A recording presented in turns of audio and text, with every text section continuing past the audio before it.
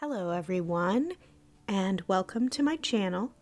Today's story is by bryany97, so go ahead and get cozy, get comfortable, because it's about to get creepy.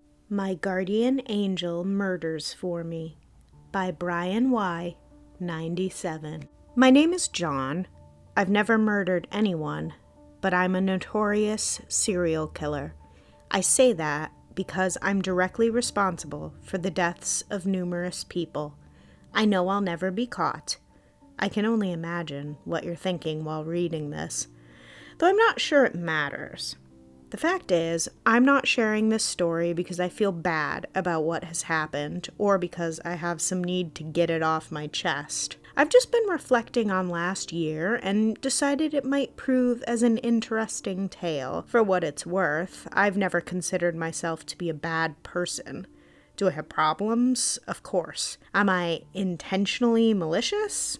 I don't think so. But I suppose I'm not the most trustworthy source on that. Everything started in January of last year. I was a high school dropout, kicked out of my parents' home at 17, and living in a shitty apartment in a bad part of town. I was working my third consecutive overtime shift at a rundown diner. The place was old, and I think its position as a historic site is the only reason people in our town even frequented the place. It made just enough to squeak by, but we seldom had the money to fix the things that were obviously broken, let alone make wholesale improvements. My manager, Gregory, was a mean-spirited older man. When he wasn't peering at us with his hawk-like gaze, he was in the back, cursing the passage of time that stole his football-playing youth along with most of his hair. Every morning, he lumbered into the diner with a scowl that would give crocodiles goosebumps. His first order of business was generally to delegate tasks in the rudest way possible and belittle anyone who so much as asked a question. An extremely conservative man, one night, he screamed at one of the female employees because a customer had made a rather disgusting comment during happy hour. "How dare you come into work looking like a slut?"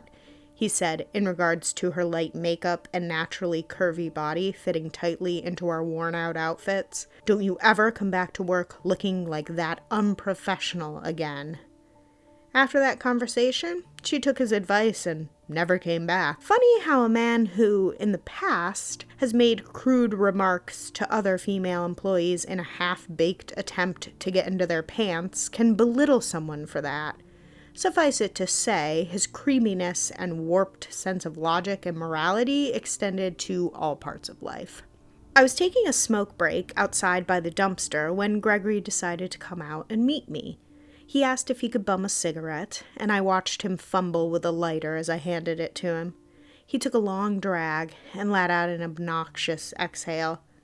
Then he looked me up and down before saying, "I know I said you'd only have to work these few overtimes, but I'm gonna need you to pull doubles for the next couple of weeks at the least." My once calm demeanor was broken as I spun toward him. "What? Doubles for a couple of weeks? You can't just drop that on me, Gregory." He took another long drag and spat on the ground a little too close to my shoe. "Look, Jose just quit, and Maria keeps giving me that bullshit about school. I need someone on staff, or it's gonna get real rough. You can't ask anyone else to at least split the time with me? You know about my insomnia, Gregory. I don't think it's fair to put me in that "No," he said sternly. "I'm not asking anyone else because I'm asking you. Anyone else can cancel on me and make it look halfway legitimate, but you've got no life outside of this place. Plus, you need the money, and this place needs work until I can hire someone. If anything, you should be thanking me." Like everyone else, I was used to Gregory's bullying, snide remarks, and unreasonable demands. Unlike everyone else, I stayed with it for a year. You would think that he'd treat his most loyal employee with some respect, but my staying put had the opposite effect. I think he felt that because I wasn't going anywhere, he could treat me as horrible as he wanted, knowing I wouldn't do a damn thing. I'd argued with Gregory before. There have been times when I legitimately thought we would have had to fight to settle our differences. I hated that place, and I hated him. He's threatened to fire me multiple times, and as much as I would have loved to quit, being an antisocial 18-year-old with no diploma, long history of mental health problems, and mild drug addiction didn't present many opportunities, especially in a town without many openings in the first place. Shitty environments invite worse company, I suppose. Me and that diner were meant for each other in a tragically cosmic sort of way, and knowing that, all I could do was nod my head and mutter, "You got it, boss," before walking back inside. That night, I got home to my small apartment, shuffled the pile of bills off of my kitchen counter, and began to heat up some water for another night of instant ramen. As I watched the water boil, one of the papers with bright red lettering caught my attention from the corner of my eye. Curiously, I focused my sight on the bill, but as I read it to myself, my heart slowly began to sink, and I let out a very audible shit as I went to grab it. The bill read, "Rent past due. Final warning." In short, I had a week to pay up before I was evicted. The issue being I wasn't supposed to be paid for another 2 weeks as I had just gotten my paycheck, and it wasn't enough to cover my rent. Thinking about how I could have let such an important letter go unnoticed, my mind was a blur as I tried to recall the previous weed-heavy nights. I could see my hands start to shake as the stress began to eat at me. In response, I grabbed a shot of vodka to dull my senses. Sitting on the couch and letting the alcohol take effect, I grabbed my vape pen and took a long hit to silence any thought of a panic attack. But even in my intoxicated state, the thought still nagged at me. What the hell was I going to do? I stared at the boiling water on the stove, walked over to turn it off, and ordered a pizza, using some of the dwindling funds I had in my bank account. Ultimately, it was a problem for another day. During my third day of pulling double shifts, I tried to start my beat-up sedan and was met by a sound that clearly indicated it would have to be a day where I took the bus to work. I tried to text Gregory, but my phone often takes a while sending messages, and I knew he might not see it until I got there. Running on 3 hours of sleep, I groggily made my way to the bus stop, where the bus came nearly half an hour late and dropped me off a little farther than where I needed to be to get to work. The early morning's debacle made me about an hour and a half late, and I was instantly met at the door by a furious Gregory. He immediately dragged me into his office, where he screamed at me for not being on time. I tried explaining to him that it was out of my control and that I tried to contact him. Still, he blamed me for not ensuring that I had reliable transportation and that I should have just figured it out. I'm not sure what it was, but he seemed on edge far more than usual. When he kicked me out, I could feel the entire diner staring at me. I tried going along with my regular shift, and for the most part, I was doing well. But I could feel the fatigue starting to kick in.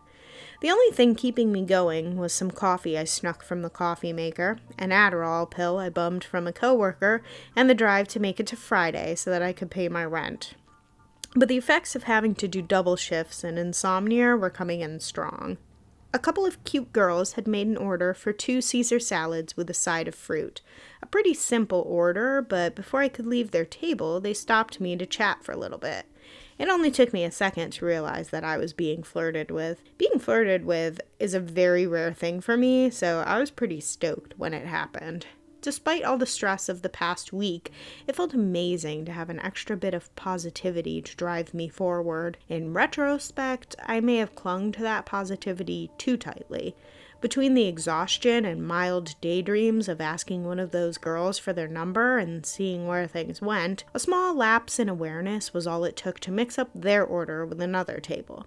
I apologized, and as I went to give the food to the correct customers, I tripped over my own feet and sent the food and dishes careening to the floor. The diner went silent as everyone turned to look at the mess I had made. In that silence, I heard a loud curse as Gregory came marching out of his office to inspect the incident. His eyes grew wide at the broken plates before focusing on me. He put his hands on his head and dramatically yelled, "What the hell are you doing, you goddamn idiot?" I was left stuttering, trying to come up with a good response. I could see the two girls stifle giggles, and I looked back to Gregory with worried eyes. Look, Gregory, I'm sorry. I've been drained and stressed, and I just had an accident. I'll clean it up. You're goddamn right you're gonna clean this shit up, he yelled from across the diner. And then, he puckered his lips and marched toward me. Then, you're gonna get the hell out of my diner, and you're never going to come back. What? I yelled back. Because I dropped some damn dishes? It happens. I've worked my ass off for you for a year, and you treat me like this because of dishes? His eyes narrowed, and the old man looked as though he was ready to come to blows. Don't you fucking yell at me. You came in late, you fuck up orders, and as soon as you walked through those doors, I could smell the weed on you. Some of us have real issues to deal with, and you come in here claiming you're exhausted. He gave a fake chuckle. I don't care who you are. You don't come into my restaurant high and then try to pass it off as being tired. Truth is, I've wanted you gone for a while now. Last weekend, I found someone to take your spot. A little earlier than I thought, but you've shown me today that I really don't need your loser ass around here. Tears started to well up in my eyes, and my voice cracked as I tried to plead with him. Gregory, please. I need this job. My rent is due Friday, and if I don't get paid, I'll be evicted. Please don't do this. I promise I'll do better. This time, his chuckle seemed more genuine. Paid by Friday? No, I'll give you your paycheck when I'm ready. What happens in your personal life is none of my concern, so long as it doesn't bleed into your work. Obviously, it has. Now get out, John. The diner fell silent again as he walked back into his office and slammed the door. I sat for a moment, feeling as though the world was judging me. I looked back at the two girls and the look of disgust they had on their faces. They were staring at a loser, a druggie, a child without a home. I punched the ground in frustration. I was done. I looked outside and saw the gloomy sky show signs of rain. I could have taken the bus home, but I just didn't care. I made the long walk home in the shower, accepting it as part of my punishment for being a stain on existence. It was my fault, right? I had put myself in that position. Fucked up as it was, I was resigned to my fate by the time I got home. I figured, why not let the universe kick me around as much as possible? My parents always called me a mistake, and now I was being shown why. I flopped onto my couch, and as I made the now routine motion of reaching for my wax pen to let the THC take me into a momentary place of bliss, I stopped and thought, why should I accept fate as it is? Why the hell would I let a horrible man like Gregory treat me like trash? My whole life, I'd been pushed around and stepped on, and I just accepted the role of being everyone else's punching bag. And for what? I never set out to hurt anyone, and yet everyone else wanted to hurt me. I couldn't do that anymore. It was time I took matters into my own hands. That night, I made a plan to break into the diner's safe. If Gregory was there, I would deal with him in whatever way I saw fit. I knew from the onset that I'd be an immediate suspect in a robbery, but the fact is, I didn't care. I was desperate. Plus, winter was coming, and my options were limited when faced with being out in the snow. The next morning, I went and got everything I needed: a BB gun, hammer, rope, duct tape, and a crowbar. 5 minutes before the diner closed, I drove up to the empty lot, downed a small bottle of tequila I keep in my glove compartment. Then I waited. 20, 30 minutes, just to be sure. When I was satisfied that no one else was coming in after the last car from the night shift had left, I was confident it would just be me and him all night. I donned a cheap wolf mask I found in my closet, slid the BB gun into my front pocket, and the hammer in my back pocket. With the rest of the supplies in my backpack, I made my move. I kicked open the front door and immediately walked to the back office. I furiously pounded on the door to coax the old man out. When that ugly, vile man opened up to see what was happening, I immediately swung at his face, dropping him to the floor. Then I took the crowbar from my backpack and swung down on his knees, the apparent cracking giving me a sense of satisfaction that I'd never felt before in my life. I tied him up with a rope and duct taped his hands and feet together. The old man cried on the ground, asking what it was that I wanted. I pulled my gun from my front pocket and waved it in his face. I made sure to stare into his soulless black eyes. A year of torment and hate stared back at me from the void. I couldn't help but make it personal. He needed to know that his actions caused this, that he made me a victim, and now he was paying for the price. I pulled off my mask and stated, "Where's my fucking money, Gregory?" There was an audible gasp. "John? What the hell are you doing, boy?" I was starting to get frustrated. "Answer the damn question, Gregory. Where's my fucking money?" He spat at me and shook his head. "Well, you're not getting it now, you goddamn idiot. You messed up, John. You're going to jail for a very long time." I pushed the gun closer to his face, and he screamed, "Get that gun out of my fucking face!" He then took a breath to calm himself down. "You know, maybe I should be thankful it was just you. We both know you're a disturbed loser. The whole town does. And a disturbed loser like you don't have the balls to shoot me or anyone else. You want to bet?" "I do." He laughed that annoying know-it-all laugh. "You're a little shit whose own parents couldn't stand the sight of you. Sure, you'd sucker punch an old man, but now that you have to look me in the eyes and really contemplate what you're about to do, you're too pathetic." For a moment, my finger played with the trigger, contemplating whether or not to shoot him with a gun I knew wouldn't kill him. In a sense, he was right. I did sucker punch him. I brought a fake gun, knowing I couldn't shoot him with the real one. Everything was rushing back again. Pain, darkness, despair, being a fucking loser. I screamed and threw the gun down. Pulling on my hair, I paced back and forth, cursing to myself. Shit, shit, shit. What did I do? Out of the corner of my eye, I could see him grinning. "Untie me, John. Now. And maybe I'll give you a 5-second head start before I call the cops. Boy, I can't wait to see them execute you for being as disturbed as you are." There was that word again. Disturbed.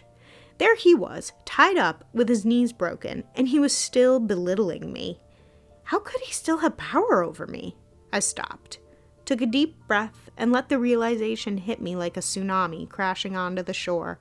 I'm not right, and that's okay. I casually walked over to where the old man was tied up, bent down next to him, and coldly stated, "You know, being disturbed isn't a crime, though the actions of the disturbed often are. And you're right. I am very disturbed." I flipped him onto his back, straddled his chest, and wrapped my hands around his neck. I felt no remorse. I simply wanted to feel this man's life drain out of his body, and with every second of him struggling more and more to breathe, I could feel the power shifting more and more toward me. For the first time in our relationship, I was in control. I decided what happened to him. But just as I was about to feel the euphoria of Gregory's death wash over me, an unimaginable force sent my back flying. I was dazed for a moment, thinking the old man had somehow managed to conjure up some last bits of immense strength. I prepared my hammer and resigned myself to bludgeoning him to death. But when I saw what lay before me, my jaw and the hammer fell to the floor. Kneeling before me was a figure. Its broad frame was covered in inky black skin. It stood on large, three-toed web feet, and its wide, meaty hands were tipped in talons that each had to be at least 10 inches long. But the most shocking was its face. It was utterly smooth, save for 2 small eyes that narrowed on me, and a row of slits forming what appeared to be a smile. Behind each slit, I could see rows of sharp teeth. When it stood erect, I could see it had a slight hunch, but it still had to be no less than 8 feet tall, even with that. We locked eyes for a moment before it turned around to face Gregory. I watched in horror as it tore into Gregory's body. Pieces of flesh and bone were strewn about the small diner as I watched it flay open his chest and rib cage with ease before ripping off his jaw and one of his arms. It then flung the carcass against the wall with such force that the impact left a crater.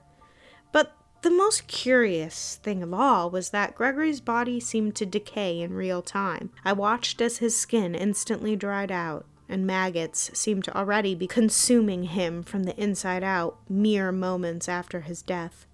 The hulking figure spun back around and kneeled in front of me. I scurried back and screamed in terror. I knew the thing could have just as quickly killed me as it killed him. The fear inside me grew every second. I had no idea if it had something planned or if it merely wanted to go on a violent rampage. It flattened out its hand in front of me, and only then was I able to grasp the actual size of the thing. If it wanted to, it could wrap 2 fingers around my entire torso and carry me in its palms. I screamed, "Get away from me!" while I shut my eyes tight, waiting for it to crush me in its massive palm. But instead, what bubbled up from the inky black surface was cash. It motioned for me to take it, and only hesitating for a moment, I stuffed the stacks into my bag. I wanted to thank the creature for what it had done, but I didn't know what to say. Luckily, I ended up not having to say anything.